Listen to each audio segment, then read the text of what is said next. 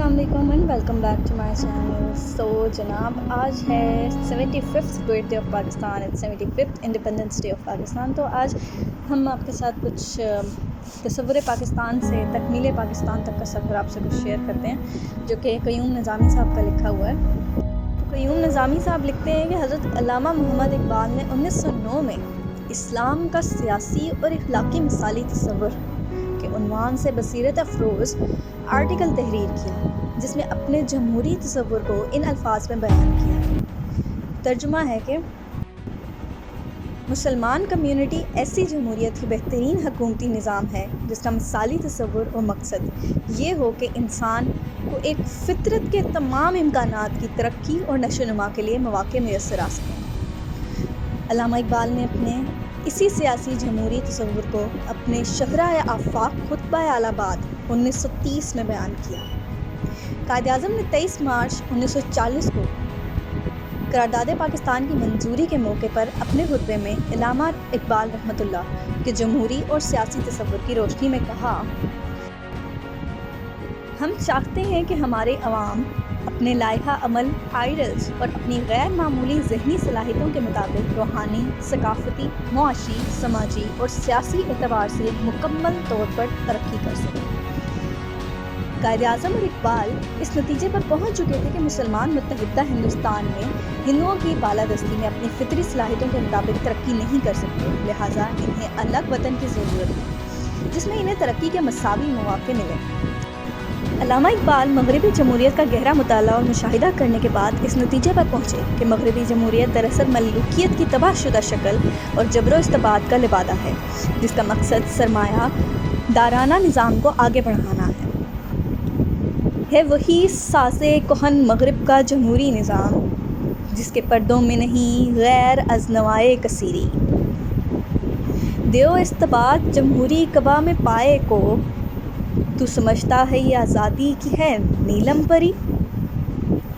तूने क्या देखा नहीं मगरिब का जमहूरी निज़ाम, चेहरा रोशन अंदरों चंगेज़ से तारीख़ तर।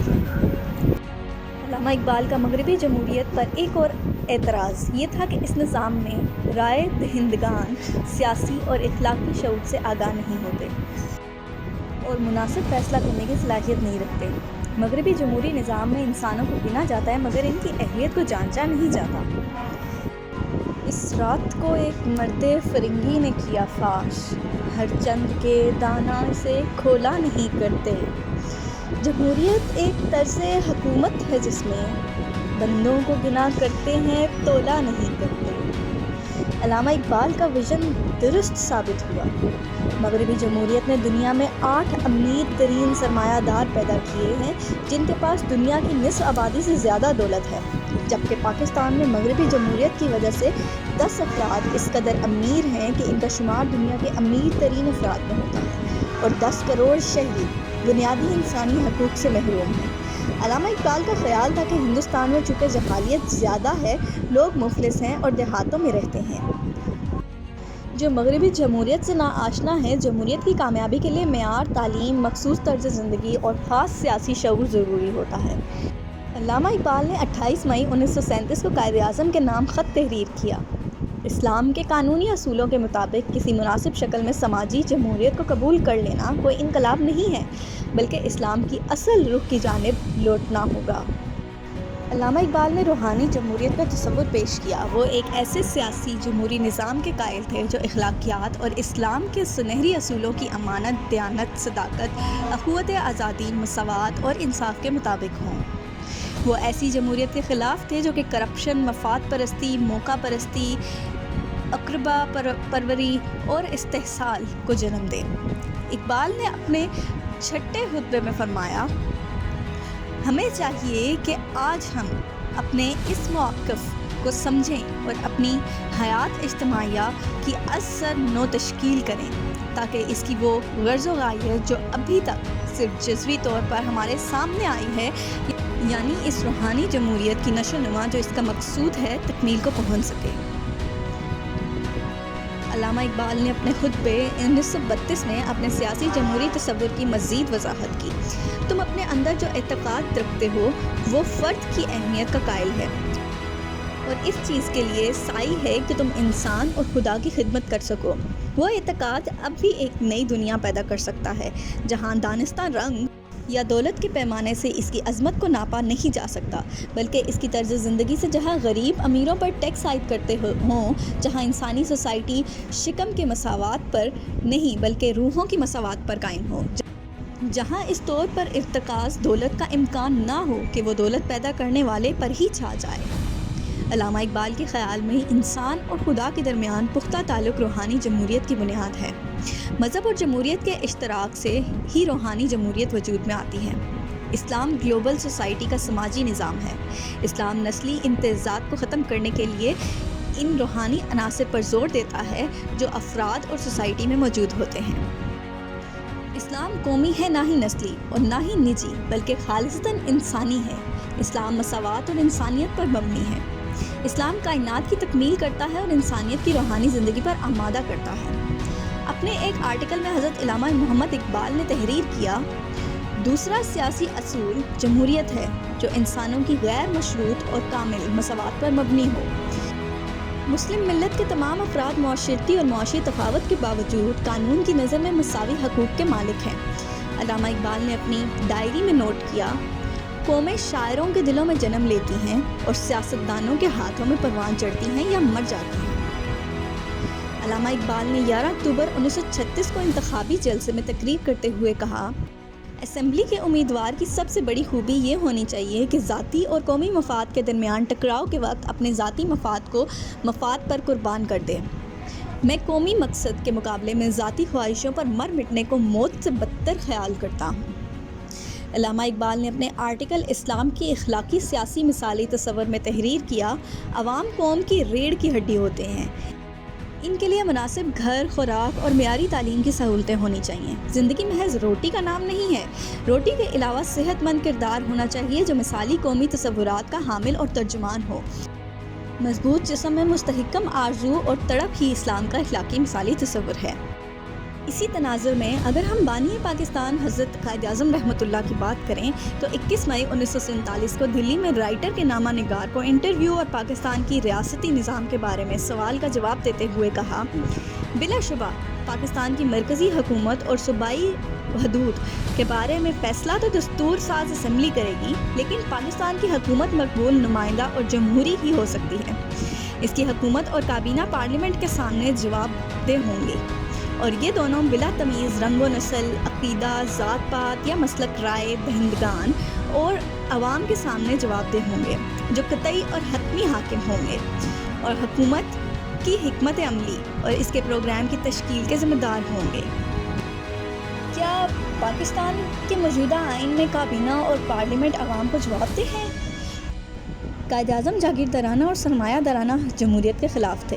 انہوں نے 24 اپریل 1943 کو آل انڈیا مسلم لیگ کے 23ویں سالانہ اجلاس سے خطاب کرتے ہوئے فرمایا، میں جاگیرداروں اور سرمایہ داروں کو انتباہ کر دینا چاہتا ہوں، عوام کا استحصال کرنا ان کے خون میں شامل ہو چکا ہے، وہ اسلام کا پیغام بھول چکے ہیں، ان لوگوں کی حرص اور خود غرضی نے دوسروں کے مفادات کو اپنے تابع کر لیا ہے تاکہ وہ موٹے ہوتے رہیں، لاکھوں عوام کو ایک وقت کا کھانا میسر نہیں کیا، انہیں خود کو جدید حالات سے ہم آہنگ کرنا ہوگا۔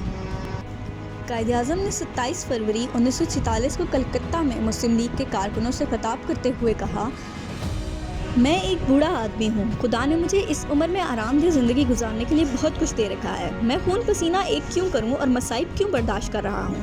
سرمایہ داروں کے لیے نہیں بلکہ غریب عوام کے لیے۔ ہم پاکستان کے عوام کے معیار زندگی میں اضافے کے لیے ہر ممکن کوشش کریں گے۔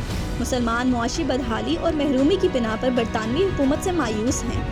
قائد اعظم نے اپنے 11 اگست 1947 کے دستور ساز اسمبلی سے پالیسی خطاب کی واضح الفاظ میں کہا، آپ کا تعلق کسی مذہب، ذات پات یا عقیدے سے ہو، کاروبار مملکت سے اس کا کوئی تعلق نہیں ہوگا۔ پھر قائد اعظم نے 14 دسمبر 1947 کو آل انڈیا مسلم لیگ کونسل کے اجلاس میں کہا، یہ واضح ہو جانا چاہیے کہ پاکستان ایک مسلم ریاست ہوگی جس کی بنیاد اسلامی آئیڈیلز پر رکھی جائے گی۔ قائد اعظم اور اقبال دونوں ریاست مدینہ کے میثاق مدینہ سے متاثر تھے، جو مسلمانوں، یہودیوں، نصرانیوں اور عیسائیوں کے درمیان کیا گیا تھا۔ قائد اعظم نے 26 مارچ 1948 کو چٹاگانگ کے مقام پر خطاب کرتے ہوئے اپنے سیاسی اور جمہوری تصور کو واضح الفاظ میں بیان کر دیا۔ آپ میرے جذبات اور لاکھوں مسلمانوں کے جذبات کی ترجمانی کرتے ہیں جب آپ یہ کہتے ہیں کہ پاکستان کو قطعی اساس معاشرتی انصاف اور اسلامی سوشلزم پر ہونی چاہیے، جو مساوات اور انسانی اخوت پر زور دیتا ہے۔ اسی طرح جب آپ سب کے لیے مساوی مواقع کی تمنا کرتے ہیں، آپ میرے خیالات کی ترجمانی کرتے ہیں۔ ترقی کے یہ اہداف پاکستان میں متنازع نہیں ہیں، کیونکہ ہم اسی لیے تو پاکستان کا مطالبہ کیا، اس لیے جدوجہد کی اور اسے حاصل کیا تاکہ مادی اور روحانی طور پر آزادی کے ساتھ اپنی روایات اور مزاج کے مطابق اپنے معاملات کو چلا سکیں۔ انسانی اخوت، مساوات اور بھائی چارہ ہمارے مذہب، ثقافت اور تہذیب کے بنیادی نکات ہیں، اور ہم نے پاکستان کے لیے جدوجہد اسی لیے کی۔ قائد اعظم محمد علی جناح نے 21 مارچ 1948 کو ڈھاکہ میں غیر مسلم پاکستانیوں اقلیتوں کو یقین دلایا، ہم پاکستان میں اقلیتوں کے ساتھ مساوانہ اور منصفانہ برتاؤ کریں گے۔ پاکستان میں ان کی جان و مال ہندوستان کے مقابلے میں زیادہ محفوظ ہوں گے۔ پاکستان ہر شہری کو بلا امتیاز ذات پات، عقیدہ اور فرقہ کا مکمل تحفظ دیا جائے گا۔ قائد اعظم کرپشن، رشوت ستانی اور بدعنوانی کو ریاست کے لیے زہر سمجھتے تھے، اقربا پروری کے خلاف تھے، میرٹ اور قانون کی حکمرانی میں یقین کامل رکھتے تھے۔ وہ چاہتے تھے کہ سرکاری ملازمین عوام کے حاکم نہیں بلکہ خادم ہیں۔ وہ پاکستان کو تعلیم، سائنس، ٹیکنالوجی کے حوالے سے اسلام کا قلعہ بنانا چاہتے تھے۔ یہ حقیقت ہے کہ پاکستان دنیا کے نقشے پر ابھرنے والی ایک بے مثال مملکت ہے۔ اقبال اور قائد نے اس کے باسیوں کے لیے جو خواب دیکھے وہ آج بھی تشنہ تکمیل ہیں، تاہم اس کا مطلب یہ نہیں کہ ہم ان کی تعبیر تک پہنچ نہیں سکے۔ اس لیے ہمارے عوام اور حکمران دونوں کو اپنا کردار ادا کرنا ہوگا، خلوص نیت سے اس پاک سرزمین کو عظیم سے عظیم تر بنانا ہوگا۔ آخر میں کچھ اشعار سید ضیاء حسین کے پیش کروں گی۔ یا رب دعا ہے خیر میرے اس چمن کی ہو، ہر سو مہک اسی کے گلو یاسمی کی ہو، چرچا ہو ہر جگہ پہ اس کی بہار کا، دنیا میں دھوم اس کے ہی سرو سمن کی ہو، چشمے نہ خشک ہوں کبھی بہتے رہیں صدا، یہ التجا نہ رد کسی تشنا دہن کی ہو برف پوش چوٹیاں موضوع گفتگو، ہر جا ہی بات بس انہیں کو ہو دمن کی ہو، شاداں ہو ہر جواں تو فرحاں ہو پیر بھی، یا مانگ بھی بھری ہوئی ہر گل بدن کی ہو۔ امید کرتی ہوں کہ پاکستان ہمارا ہمیشہ قائم و دائم رہے، اللہ پاک اس کی کامیابیوں میں اور دنیا میں اس کو سربلند کرے۔ امید کرتی ہوں کہ آپ سب بھی پاکستان کو اپنی دعاؤں میں یاد رکھیں گے اور ہمیشہ اس کی خوشحالی کے لیے دعا گو رہیں گے۔ میری طرف سے آپ سب کو آزادی بہت بہت مبارک ہو۔ پاکستان زندہ باد۔